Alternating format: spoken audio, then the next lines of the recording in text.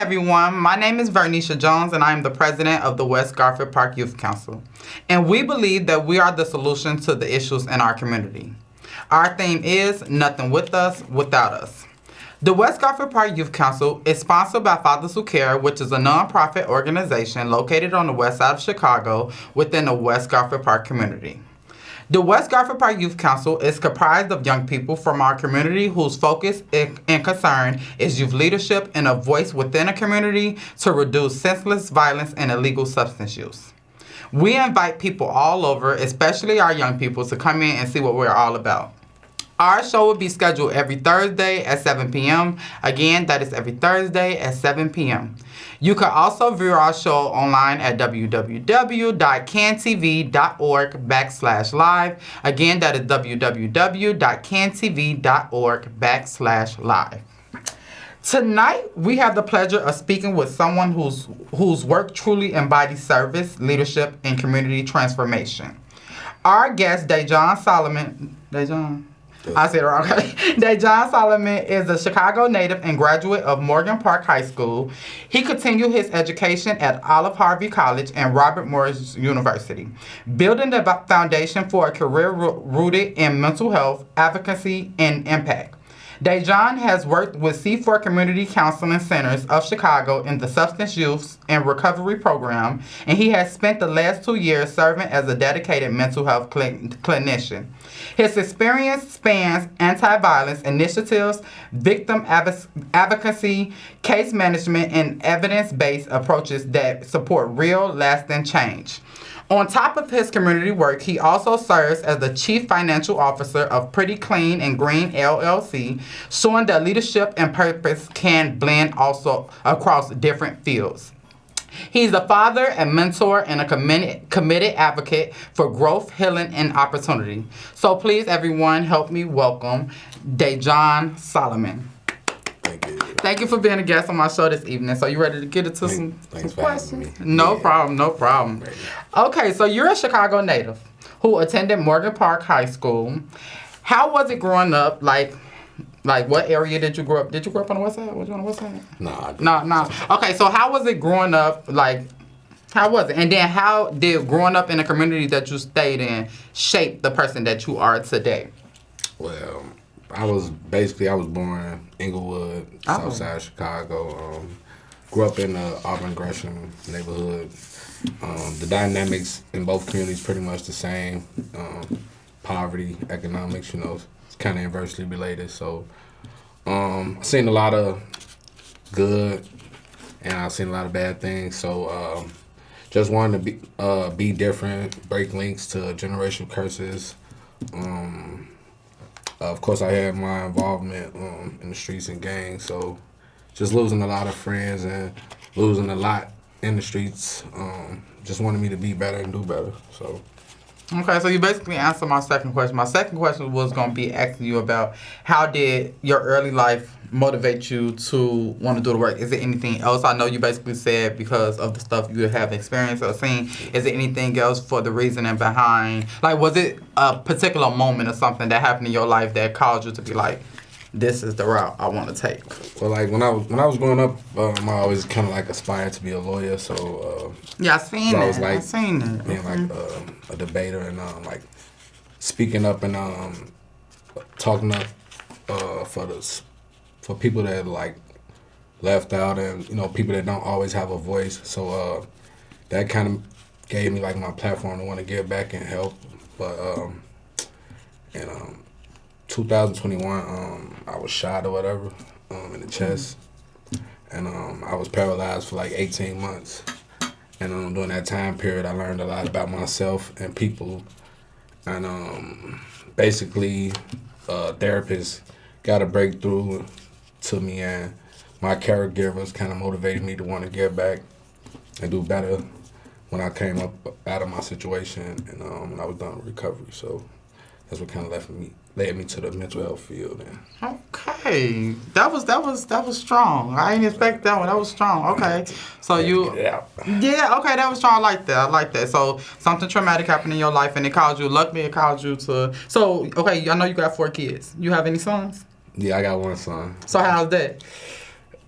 He lives in Wisconsin, so I don't see him as much as I want to, but when me and him, we got a good relationship. That's so it's good. like we never miss a beat. We locked in. We speak to him on the phone often. Okay. But yeah, just want him to not make the same mistakes that I made, and I grew up without my father, so just trying to be a detrimental role in my kid's life is like always been important to me. Yeah, for sure. Well, I definitely thank you for the work that you're doing in the community, and thank you for just not allowing the things that you was going through to deter you. It, pushed you closer. So I really appreciate you. I'm thanking you for everybody that you're working with and all the people that you're helping in our community. Appreciate that. So you continued your education at Olive Harvey College and Robert Morris University. What were your biggest lessons you took away from the time that you spent in college? And how was it? How was the experience in college? College was lit. Can't lie. It was fun.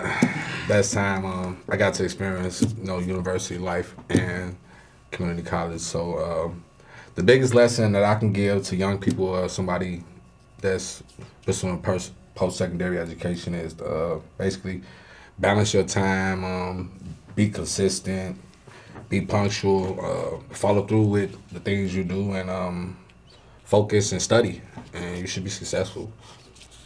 Okay, and so was there a particular course, mentor, or moment in your academic journey that guided you toward this career path? Because I know, okay, you did that work. So the situation happened, you afterwards went to college?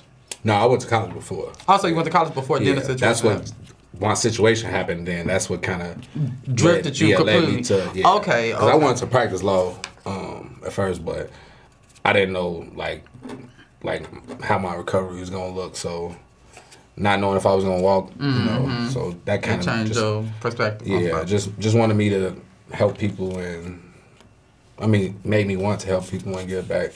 Okay, that's what's up. Well, I love to hear it. I definitely love to hear it, and I'm glad that you made a full recovery, especially after them saying paralyzed and you can't. That's all you can't do nothing but bless God. So you work with C4 Community Counseling Centers as a drug checker. You work for them, right? Yes, as a drug checker. Yes, ma'am. For the Substance Use and Recovery Program. Can you explain tell everybody what is C4 Community Counseling? And then also, can you explain what the role involved and why it's so important? Because I never heard of a drug checker. Well, C4 is just basically a counseling center that's pretty much based on the north side. And they provide therapeutic and substance use recovery services. Okay. So my role there is a drug checker or a substance checker. I work basically on the fentanyl crisis. So basically I check patients and clients' substances for illegals, illicits, pollutants, basically things that shouldn't be there. Be inside of so that I could inform them on how to use it safely or to abstain, based on the person and what level of care they're at. Okay. So as far as, so with this program, if people want to be involved and people want to, if they're on the north side, how could they get in contact with you guys? How are you located? Is this a free service for people if needed?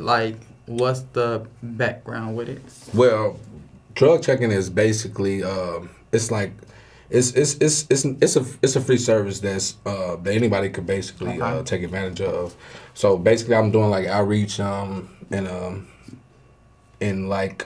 impoverished communities or hotspots where there are a lot of overdoses and drug usage, and basically practicing harm reduction. Meeting finding them. So you do what I seen y'all doing with y'all. Okay. Yeah. So I'm meeting people where they at, whether they're ready to totally abstain and sign up for services, or whether they're ready to take small steps to progress. So yeah, that's basically what I do there, and we use evidence-based approaches in practice for more effective outcomes.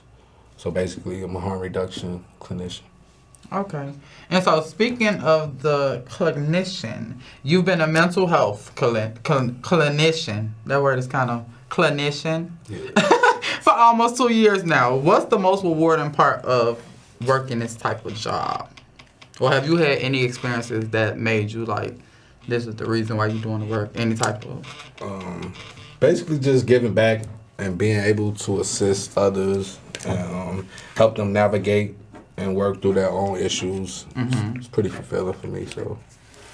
And so, have you ever like dealt with somebody that you feel like has, for the most part, like been in the same, walked in the same shoes that you, and you have like really bonded with? All the time. So how did that be like? Because I know, like, as far as me, when I talk to different people, a lot of times I be more tuned to the people that I feel like has went through something. So it's like if I go to a counselor and it's like I'm talking to a person and it's like you ain't never been through nothing in your life, but you trying to tell me how to go through this, how to go through that, but it's like you never went through it. It's hard to relate. It's hard to relate. So it's like I'm just thinking you just trying to teach me off of a book versus going into like having a person trying to help you that say I went through this in my life, I went through that, and it's like I went through the same thing. So I feel like you can help me and you know what it is I'm going through. You know, and now I know it's a way out of it, basically. Yeah, I think like real time or personal experience is definitely key in community based programs or positions. Just because of, like you said, that experience, being able to meet someone where they at and being able to talk to someone and sit down as if like you've been knowing them forever. Yeah, and that'd be the main thing that's when like people feel like they have a relationship with a person versus. Yeah, especially when you're trying to like facilitate change or you're expecting the desired outcome from just being able to relate to them. For me, that's like been the biggest thing, and I'm able to relate to people on multi levels. So okay, that's big for me. That's what's up. So, what are some misconceptions people often have about communities dealing with substance use or mental health challenges? I think sometimes people think that substance use and mental health disorders like a matter of choice.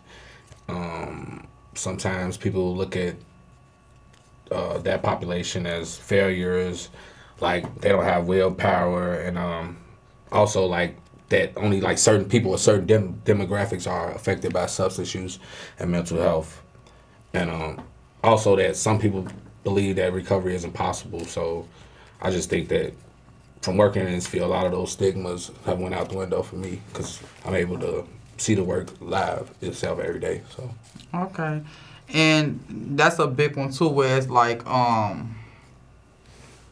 yeah, that's a big one too, as far as misconceptions where people just assume like you never know what a person is going through. You never know why a person started to what they're doing, and I feel like that's one of the biggest things where people judge. Like you might see a person off drugs and your first mindset is, why she on drugs, versus trying to ask the person like, what is it that you got going on? What is it from her past? You don't like. So I feel like that's one of the biggest and I hate when I do not like. I'm not gonna say hate, but I do not like when people do that, when it's like a thing where you judge people before even finding out what's actually going on with them. Yeah. Yeah, like since working in mental health field or whatever, I learned that basically you never know. That's my train of thought. Yeah, no, I feel like you was finna say you learned that basically like you never know what a person is going through.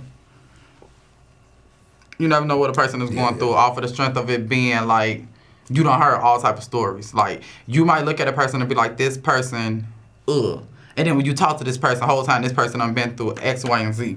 And it's like, oh, now I get what led you to that, or now I get why you're going through, like, or not even why you're going through, but why you chose that path to go through. Yeah. So, you have experienced community anti-violence initiatives.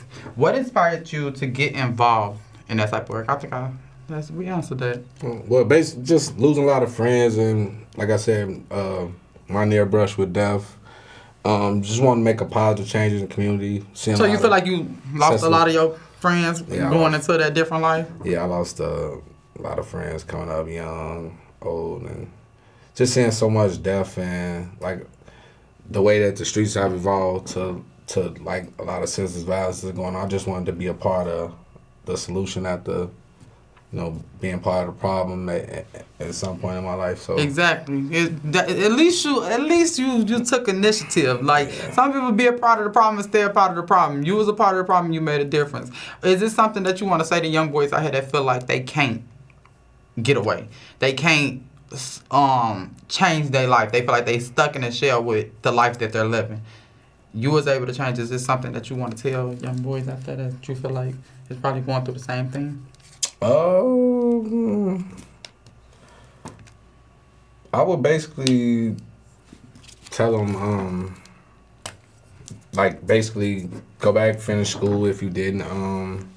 Be resilient, stay focused, stay consistent, stay dedicated to your dreams. See them through, follow through.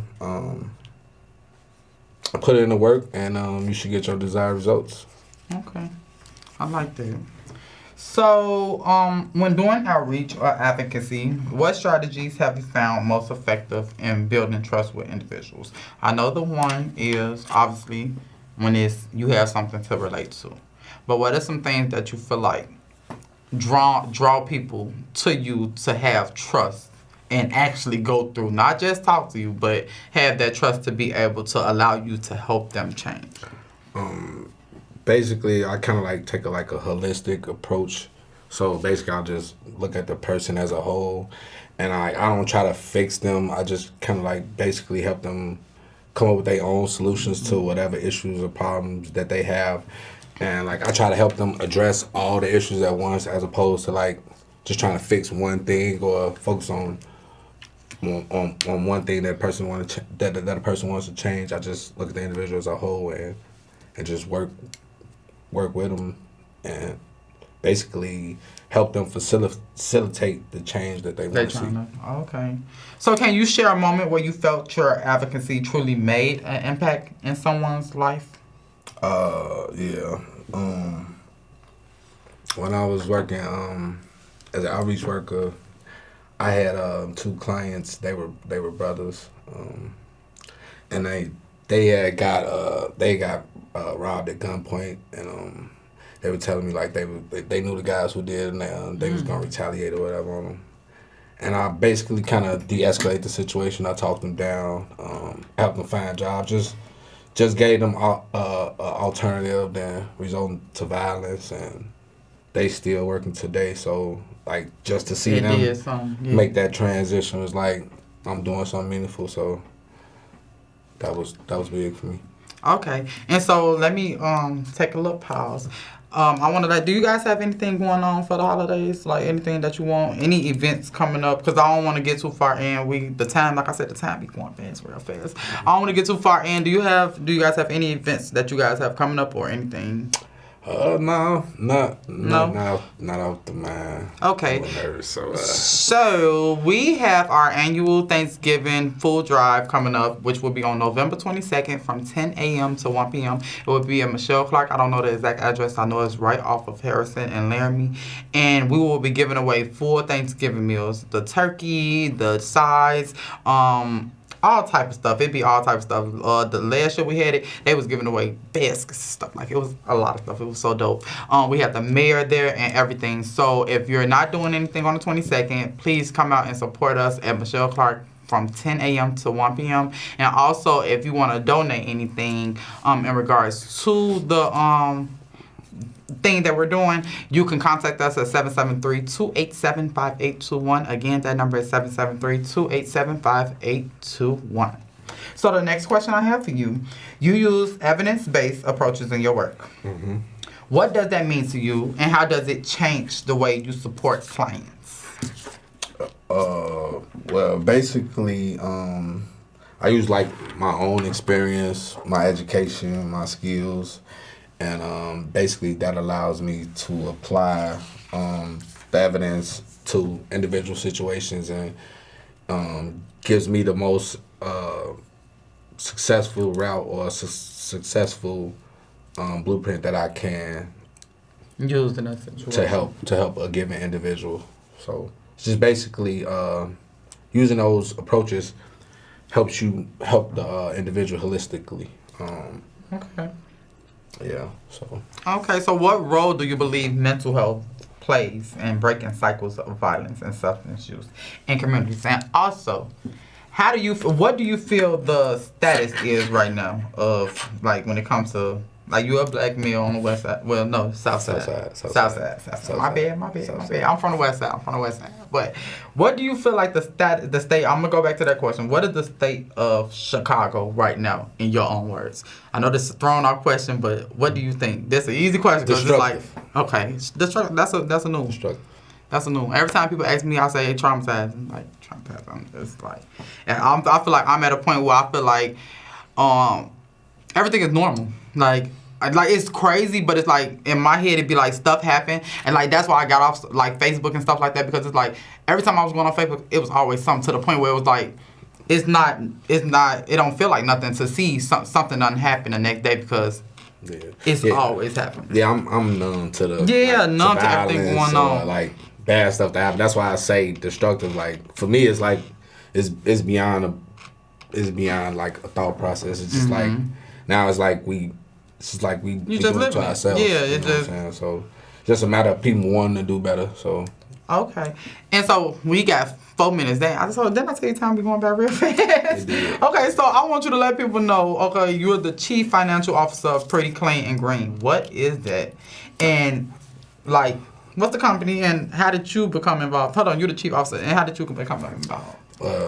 Pretty Clean and Green is basically a cleaning company. We do like residential, commercial cleaning, pretty much any type of cleaning needs that a client may need. So my good friend, probably like 30 plus years, she started the business. I want to say like she was like in high school. So during the pandemic, she asked me to basically come on and help her run it. So I agreed, and during COVID was how many years ago? So that's a good thing. That's a good thing. I always applaud black owned businesses, so that's really a good thing. We trying to keep it going. Yeah, and keep it bigger, going. make it bigger. So. Well, I applaud you with that. And so once again, he's a father of 4. How do your children motivate and influence the work you do? My children, basically, they keep me focused. Okay. I want their lives to be better than mine. So, I don't want them subject to violence, and poverty and despair. So I kind of like keep working, and I preach things to them that my mom and the women that raised me preached to me, that helped me be a better person in the midst of the madness. And I just try to be there, and try to be consistent in their lives. That's the main thing. Consistency. I feel like you can spoil your child, you can bag your child, everything, but these kids really, they pay attention to that when you actually are consistent in their lives. But that's a good thing to know. And so looking ahead, what goals or projects are you hoping to take on in the next few years, whether it's personal, professional, or in the community? What is the next steps for Daijuan? I know you got these businesses and all this type of stuff, so what more do we got coming from you? I want to go back and finish school. Okay. I do want to practice law, so I think you should. You should. Maybe I'll go back to do that. It's never too late. I aspire to have my own basically community-based organization one day. Okay. Just hit the owner's box with real estate. Try to get me some property. So when you blow up, I'm going to go back to this show and I'm be like, I told you was going to do it. I told you was going to do